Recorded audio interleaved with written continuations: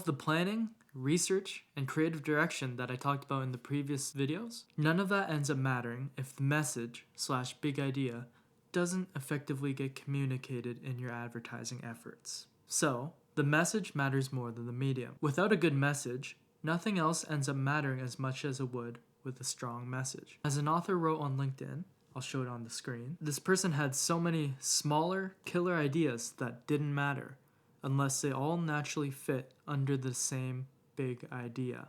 A strong, cohesive message helps every creative piece make it feel like it's associated with a connected, bigger vision. So, by now, I'm assuming that you're thinking about how you can apply big ideas to your advertising efforts. So, here's some actionable steps. According to Forbes, here is a 3-step process that you can follow. 1.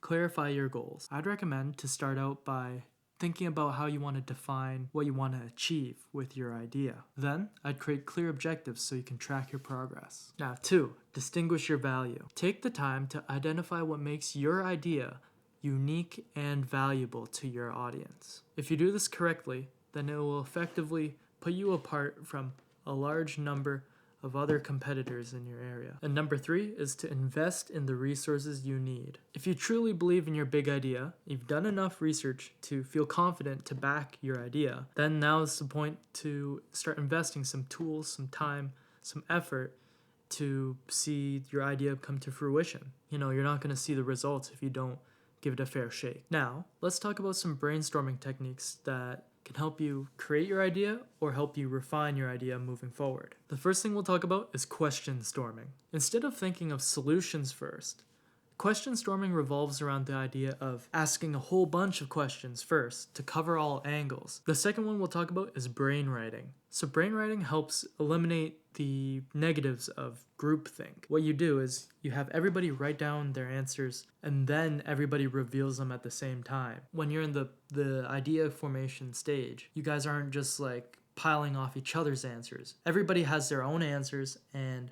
they share them after a select amount of time.